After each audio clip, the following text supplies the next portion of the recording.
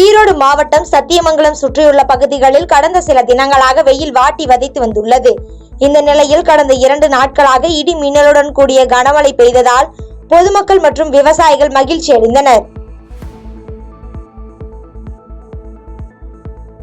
நீலகிரி மாவட்டம் குன்னூர் தனியார் பள்ளி வளாகத்தில் புகுந்த கரடியால் அப்பகுதி மக்கள் அச்சமடைந்துள்ளனர். நீலகிரி மாவட்டம் குன்னூர் ஆப்பிள் பியூ பகுதியில் உள்ள தனியார் பள்ளி வளாகத்தில் கரடி ஒன்று புகுந்ததால் பரபரப்பு ஏற்பட்டது. இது குறித்த வீடியோ காட்சிகள் சமூக வலைதளங்களில் வைரலாகி வருகிறது. இதனைத் தொடர்ந்து குடியிருப்பு பகுதிகளில் சுற்றித் திரியும் கரடியை வனத்துறையினர் கூண்டு வைத்து பிடிக்க வேண்டும் என்று அப்பகுதி பொதுமக்கள் கோரிக்கை விடுத்துள்ளனர்.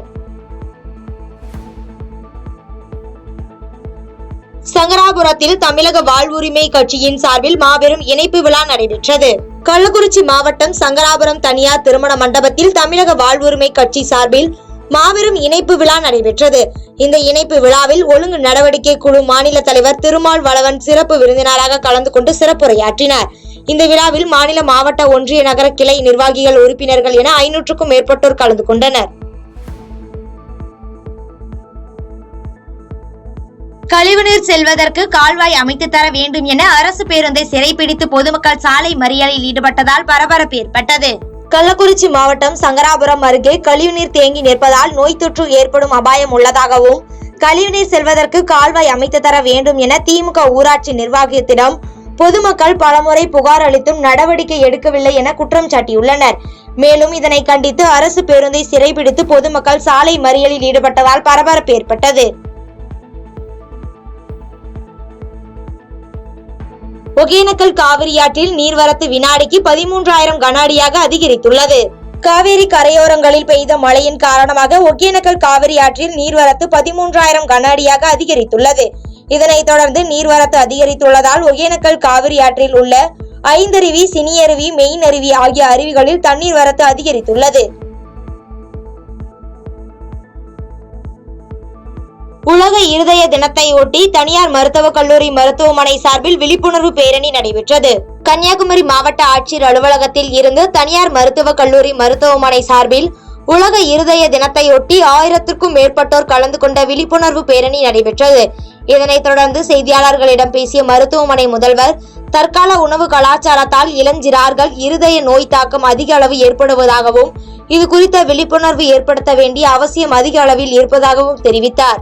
இப்ப வரதுக்கு காரணம் ஜங்க் ஃபுட், அதாவது அவர்கள் அதிகமாக சாப்பிடும் அந்த ஹை கேலரிஸ் அண்ட் ஸ்வீட் மற்றும் கொழுப்பு சார்ந்த உணவுகளை சாப்பிடுவதும், சரியான உடற்பயிற்சி இல்லாததும், அவர்களுக்கு ஸ்ட்ரெஸ் சின்ன வயசுலேயே அவர்களுக்கு மிகுந்த மன அழுத்தம் காரணமாகவும் அவர்களுக்கு இந்த மாரடைப்பு வருகின்றது. அது வருங்காலங்களில் முன்னாடியெல்லாம் 40 வருஷத்துக்கு மேலே இருக்கிறவங்கள தான் ஹார்ட்டை டெஸ்ட் பண்ணுவோம். இப்போ ஸ்கூல்லேயே டெஸ்ட் பண்ண சொல்ல வேண்டிய ஒரு நிலைமை வந்திருக்கு. ஸோ அதனால் ஸ்கூல் ஹெல்த்லேயே நாங்கள் நிறைய காலேஜஸ்க்கு போய் நாங்கள் எல்லா இதிலே இந்த ஹார்ட் இதையும் நாங்கள் எல்லா பசங்களுக்கும் எல்லா ஸ்டூடெண்ட்ஸ்க்கும் நாங்கள் செக் பண்ணுறோம். சோலூர் கிராமத்தில் மூடப்பட்ட மதுபான கடையை திறப்பதற்கு பொதுமக்கள் எதிர்ப்பு தெரிவித்து மாவட்ட ஆட்சியர் அலுவலகத்தில் மனு அளித்துள்ளனர். நீலகிரி மாவட்ட ஆட்சியர் அலுவலகத்தில் மக்கள் குறைதீர்க்கும் நாள் கூட்டம் மாவட்ட ஆட்சியர் தலைமையில் நடைபெற்றது.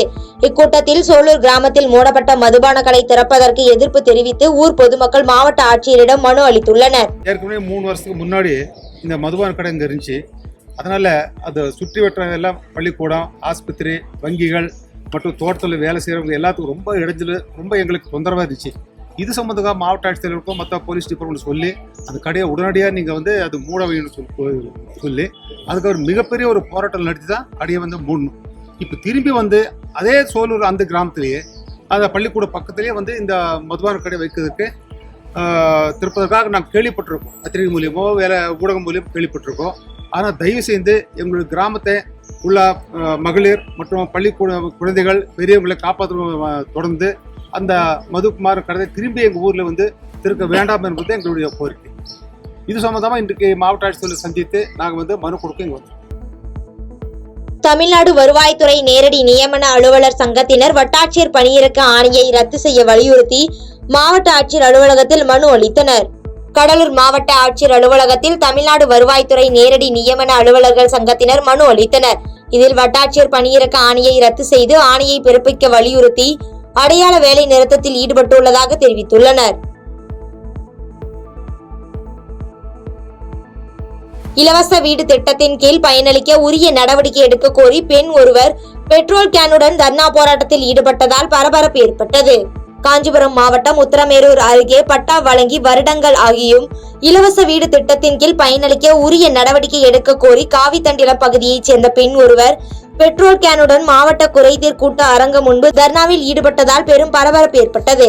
அங்கு இருந்த காவல்துறையினர் மற்றும் அரசு அலுவலர்கள் உரிய நடவடிக்கை எடுக்கப்படும் என உறுதியளித்த பின் போராட்டத்தை கைவிட்டனர். பண்ருட்டி பகுதியில் திடீர் மழையால் பொதுமக்கள் மகிழ்ச்சி அடைந்தனர். கடலூர் மாவட்டம் பண்ருட்டியில் கடும் வெயில் வாட்டி வதைத்து வந்துள்ளது. இதனைத் தொடர்ந்து பண்ருட்டி வட்டார பகுதிகளில் திடீரென மழை பெய்ததால் வெப்பம் சற்று தணிந்து குளிர்ந்த காற்று வீசியது. அதனால் பொதுமக்கள் மற்றும் விவசாயிகள் மகிழ்ச்சி அடைந்துள்ளனர்.